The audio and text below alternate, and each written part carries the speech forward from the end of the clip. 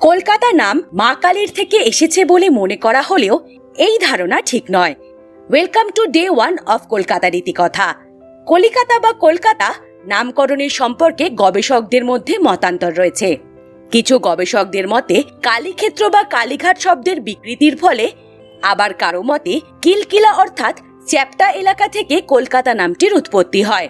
ভাষাতত্ত্বে শব্দের বিকারের নির্দিষ্ট রীতি রয়েছে, সেই নিয়মে এই শব্দগুলি থেকে কলকাতা নাম আসা সম্ভব না।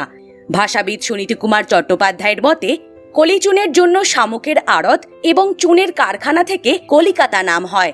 কলি শব্দটি এসেছে কলিচুন এবং কাতা শব্দের অর্থ শামুক পড়া। 1851 সালে প্রকাশিত F.W. সিমসের reports of survey of Calcutta থেকে কলকাতার সাথে চুনের কারখানা এবং চুনারিদের সম্পর্কের কথা জানা যায়। ইংরেজরা যখন কলকাতায় আসে দক্ষিণ ভারতের কালিকটের সঙ্গে বাণিজ্যের প্রতিযোগিতা করতে পণ্যে ক্যালকাটা নাম ব্যবহার করত। 2001 সালে ভারত সরকার ক্যালকাটা নাম পরিবর্তন করে কলকাতা নামটি প্রবর্তন করেন।